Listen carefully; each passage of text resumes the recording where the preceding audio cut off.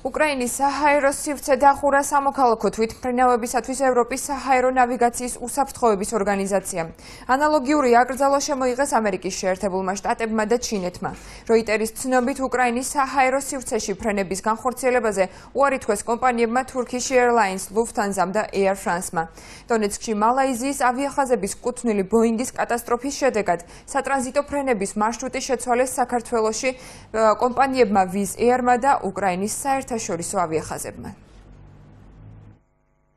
მსოფლიოს სხვადასხვა ქვეყნის ავიაკომპანიებმა უკრაინის მიმართულებით ავია რეისები გადადეს. დონეცკის ოლქში მალაიზიის ავიახაზების კუთვნილი ბოინგის კატასტროფის შემდეგ აღმოსავლეთ უკრაინის მიმართულებით ფრენა ალტერნატიული უსაფრთხო გზით შავი ზღვის გადაკვეთით თურქეთისა და ოდესის გავლით სრულდება. შეზღუდვის გამო ბათუმის აეროპორტში გუშინ გვიან ღამით ოდესიდან თვითმფრინავის ჩამოსვლა 10 წუთით დაგვიანდა. თუმცა დღეს ბათუმიდან კიევისა და ოდესის მიმართულებით ფრენები შეუფერხებლად განხორციელდა.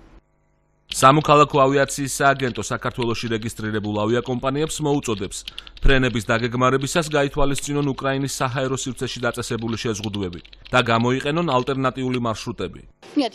უკრაინაში ვაპირებ გამგზავრებას, როგორც ჩემთვის არის ცნობილი, არანაირი შეფერხება არ არსებობს და ფრენები თავისუფლად ხორციელდება. დღეს აქ ბილეთის შესაძენად მოვედი, როგორც მითხრეს ბილეთები არის და გამგზავრებას ხელს არაფერი უშლის. უკრაინაში მომხდარი ტრაგედიის გამო მწუხარება გამოთქვეს საქართველოს პრეზიდენტმა და პრემიერ-მინისტრმა. ავიაკატასტროფის შედეგად გარდაცვლილების ოჯახებს მიუსამძიმრა პარლამენტის თავმჯდომარემაც. საქართველოს პარლამენტი ერთმანეთ უერთდებით მსოფლიოს პრაქტიკულად ყველა ქვეყნის ყველა მოქალაქის ერთსულოვან განწყობას იმის თაობაზე, რომ უნდა ჩატარდეს გამოძიება და დამნაშავე პირები, პოლიტიკური ძალები თუ სახელმწიფოები სათანადოდ უნდა დაისაჯონ.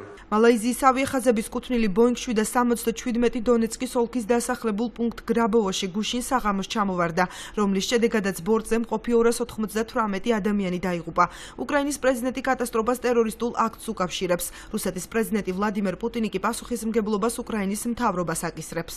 ეს არ იყო ინციდენტი, არც კატასტროფა, არამედ იყო ტერორისტული აქტი. დღევანდელმა ტრაგედიამ აჩვენა, რომ ტერორიზმი არა ლოკალური, არამედ გლობალური საკითხია. რუსეთის ხელისუფლების სახელით მინდა მიუსამძიმრო დაღუპული მგზავრების ოჯახებს. მინდა ხაზგასმით აღვნიშნო, რომ კატასტროფა არ მოხდებოდა უკრაინაში მშვიდობა რომ ყოფილიყო და სამხრეთ აღმოსავლეთში სამხედრო ქმედებები არ განახლებულიყო. უკრაინულ მხარესთან ერთად გამოძიებაში ჩაერთვებიან ნიდერლანდელი, მალაიზიელი და ამერიკელი ექსპერტები. მომხდარის გამოძიებას ეუთოს საპარლამენტო ასამბლეაც იწყებს.